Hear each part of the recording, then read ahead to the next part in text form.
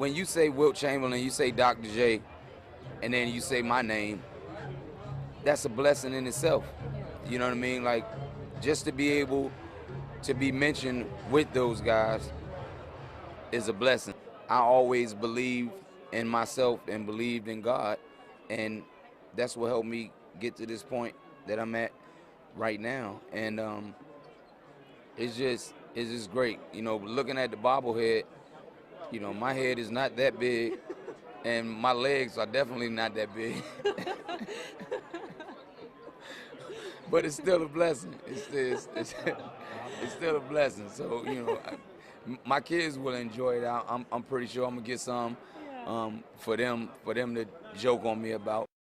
I understand, and I realize that fans that love Allen Iverson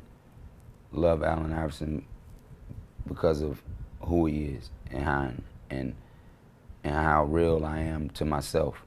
You know what I mean?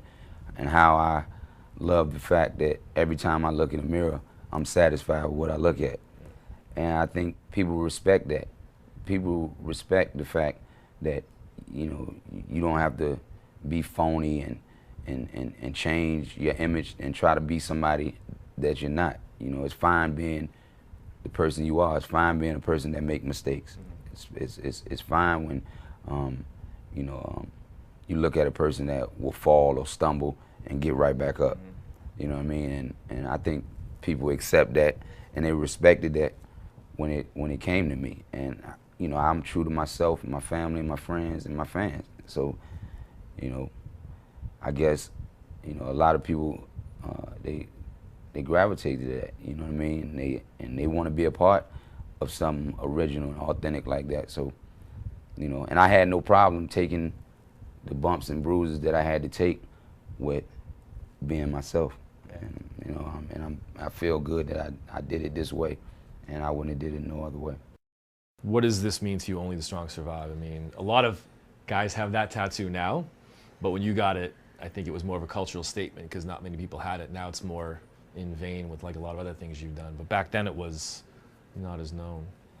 I think it come from basically my upbringing, you know, all the things that I had to endure in my life, all the obstacles that I was faced with, you know, just trying to make it out, make a better way for my family, you know, and being where I'm from, you know, how hard it is to make it out of here, you know. You know, I thought about that, and I, you know, just felt that I had to be strong enough to do it. You know, only the strong survive. If you're not, you know, a weak person will break. They'll give up, and that's just not me. You know what I mean? So whatever I go through in life, whatever it is, I'll fight through it. I don't think God will put you through nothing that you can't handle. So you put an H on your chest and handle it. When everybody started looking like I look, that's when I realized that I was a trendsetter. When I started seeing guys wear the do-rag and hats and the jerseys and stuff like that, you know, and the sleeve and getting the cornrows, and then everybody flooding themselves with tattoos, stuff like that, you know, I sat back and, man, that's cool. You know what I mean? Like, everybody is trying to look like themselves but look like you. You know what I mean? Like, I'm cool with, you know, being who I am and looking like I look, but, you know, the cornrows and tattoos and baggy clothes and the baggy uniform and all that stuff, okay, well, everybody know where that come from. You know what I mean? And that was just a great, great feeling. But like I said before, it was bittersweet because I had to take the whipping for it. You know what I mean? I had to, you know, I was the cover boy for it. So, you know, obviously I had to take the backlash from it, but it's bittersweet now because now other guys can be themselves and look like they want to look without a problem. Our topic of discussion today is Allen Iverson, one of the best players to ever lace up a pair of tennis shoes in the NBA. When we talk about the fall, of a professional athlete, either their skills erode or they're being pushed to help to assist in the fall. We know that Allen Iverson, as a member of the Philadelphia 76ers, there was a team he carried for 11 years. Within that time span, he amassed 4 scoring titles. That feat has only been eclipsed by 2 other players, which was the great Michael Jordan and Wilt Chamberlain. Not only did he lead the league in scoring on 4 separate occasions, but he also picked up 2 steals titles in the process. So this dispels the notion that Allen Iverson is not a defensive player. He plays passing lanes remarkably well. Has he slowed down some? Yes, but so has Kobe Bryant, so has Steve Nash, so has Dirk Nowitzki. But these are players who still are the number 1 option on their team, and they still contribute mightily to determine the outcome of their success. If Iverson played alongside a Shaquille O'Neal, if Allen Iverson had the opportunity to play along Tim Duncan or David Robinson when he was still in the league for that matter, he would be looking at some rings right now. Unfortunately, he didn't. He played alongside guys by the likes of Derek Coleman, the older Derek Coleman. He played alongside Keith Van Horn. He played alongside Tony Kukoc, who was the third or fourth option on the Chicago Bulls when they were winning those championships. He wasn't the first or second option. He was like the 4th option on the team, and was older when he came to Philadelphia. He played alongside Chris Webber, an older Chris Webber. Granted, he still was a contributing force with the team offensively, but he was nowhere near the Chris Webber he was 4 or 5 years earlier with the Sacramento Kings. As a member of the Denver Nuggets, of course, you had Carmelo Anthony there. Both years that Iverson was a member of the Denver Nuggets, he led that team in scoring. With taking less shots, he still led the team in scoring. The thing about the media and what they say is that Iverson is not a team player, or they kind of try to exploit that myth, saying he's not a team player. But the thing is, they never ask his teammates, and his teammates, of course, speak otherwise. They speak highly of Allen Iverson, which I'll talk about later in detail. But after leaving Denver, of course, he went to Detroit Pistons, which was a failed experiment. And Allen Iverson primarily became the scapegoat for that failed experiment. What I want to talk about is Michael Curry, who was the head coach of the Detroit Pistons at that particular time. Michael Curry prior to that year, he didn't have any head coaching experience. He had 1 year as an assistant coach experience. So how does a franchise like Detroit Pistons, who are known for winning, who previous to Mike Curry, or prior to Mike Curry, they had Flip Saunders as the head coach, who was a great head coach, and hire somebody as inexperienced as this man, Michael Curry, who didn't have any head coaching experience whatsoever. Michael Curry pretty much didn't do a good job of managing that talent. He pretty much played musical chairs with these guys throughout the season. And when Detroit's record started suffering as a result, Allen Iverson took the brunt of the criticism. It was Michael Curry who first came up with the assertion or idea that Allen Iverson should come off the bench. Now, at the beginning of the video, I stated that Iverson was in the same category as far as scoring titles with Michael Jordan and Wilt Chamberlain. One of the greatest scorers of all time we've ever seen. Still at the top of his game, but you make the assertion that he should come off the bench because you don't know how to utilize this guy. You don't know how to utilize this player because you're an inexperienced coach. So the Detroit Pistons essentially had a coach leading the team, driving the team, who had a learner's license. He was learning on the job. And so, as a result of this, Allen Iverson became, quote unquote, a cancer to the team. And he became a scapegoat. So Michael Curry was able to keep his job. And the higher up with the Detroit Pistons, notably Joe Dumars, was able to save face by pointing the blame to Allen Iverson. Was this really the start of Iverson's demise, or was this beginning of his push down the mountain from greatness? You can never say that Allen Iverson got in a fight with any other player, didn't get in a fight with any other fans. We saw what happened in Indiana with several different players whose names I won't mention.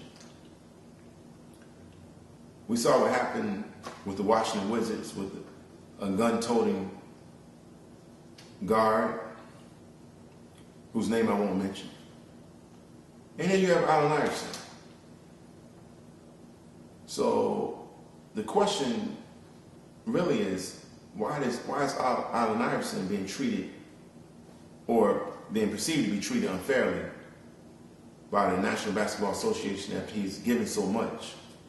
Why is he being treated this way, or not being given the opportunity to prove his worth or prove that he still has game when these other players do? His influence, he was a reflection of his upbringing. And he said from the beginning, from his rookie season, that he doesn't plan to change. He's going to be Allen Iverson. He doesn't plan to be like Michael Jordan. He didn't plan to be like anybody else but Allen Iverson. He's original. He's one of a kind. And he's not one to scratch where it doesn't itch, and he doesn't let anybody ride his back. He stands up like a man. And part of that is image. And David Stern would like to project a certain image in the NBA, as far as suit and tie, sort of like a corporate image. And Iverson is not that type. He's not the corporate type. He was shaped by a segment of America that is often ignored, obscured, and just forgotten. Iverson would really support his friends. He would bring them to the games, buy tickets for his friends, and they were in attendance. And of course, they didn't fit that suit and tie image either. As a result, the media labeled them as a quote-unquote posse, which I feel like is clearly subjective and prejudiced. And it shows a lack of journalistic integrity on their part. And it really went unchecked. It went unchecked. It was allowed to just be stated, you know. It was to the point where, he had to become a little more low profile with his friends hanging out at the games, which is really unfair. Prior to Michael Curry, there was always some forces in motion, and they were just waiting for the right time to give Allen Iverson a push down the mountain while he was at his apex, while he was at his peak. They were waiting for that opportunity, and the opportunity was right when the experiment in Detroit didn't work out. There's always been a level of contempt for those that don't conform or don't bend in corporate America. And the NBA is a large corporation. And Allen Iverson is not one to bend or to conform. Former NBA referee Tom Donahue supported the claim that NBA ref Steve Javie had a long-standing hatred for Iverson in his book Personal Foul. In a 2009 60-minute interview, Donahue said he and two other officials working the game agreed not to give Iverson favorable calls as a way to teach him a lesson. Now, why would you want to teach Allen Iverson a lesson? Because he's confident? Why would you want to teach Allen Iverson a lesson? Why would a player need to be taught a lesson who his teammates love to play with? Eric Snow was quoted as saying, I love playing with Allen. The only problem is I catch myself watching himself sometimes. I can't help it. Mutombo was quoted by ESPN as calling Iverson a scoring machine who plays with tremendous energy. So why would such a great player, such a great teammate, need to be taught a lesson by these referees? This brings us to Allen Iverson's return to Philadelphia as a member of the Denver Nuggets. His first game back. And who was refereeing the game? None other than Steve Javie. Iverson was given 2 texts, kicked out of the game for a question of Steve Javie in regards to saying it feels like these calls are personal, are a personal attack. Steve Javie kicked him out of the game. The press asked him what happened and what he said. Iverson told him that he asked Steve Javie, why was this personal? And he was kicked out the game. So Iverson was fined $25,000, but most of the league's referees thought the fine was too lenient. They wanted him to be suspended for several games for asking Steve Javie, why do I feel like, why are you personally attacking me? As a result of the altercation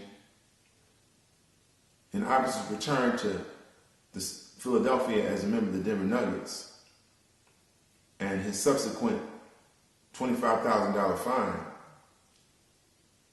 as well as his comment, angered a lot of referees around the league. So on January the 6th, 2007, when the Denver Nuggets faced the Utah Jazz, Tom Donaghy had a pre-game meeting and agreed, and I quote, "We were going to strictly enforce the palming rule against Iverson. Palming the ball was something Iverson loved to do, but if he so much as came close to a palm, we were going to blow the whistle. Obviously, our actions were in direct retaliation for Iverson's rant against Javie. True to form, I immediately excused myself and made an important call. Allen Iverson's fall was aided. He was pushed. He was pushed to the point where none of the other teams wanted to take a chance on him. And he was hated by referees. Who else hated Iverson? Who else hates Iverson? We know the fans love him. We know the teammates he played with love him. We know he's one of the greatest players of all time. To be mentioned in the same breath with Michael Jordan and Wilt Chamberlain, we know he's one of the greatest. But when you don't bend, when you don't scratch where you don't itch, when you don't conform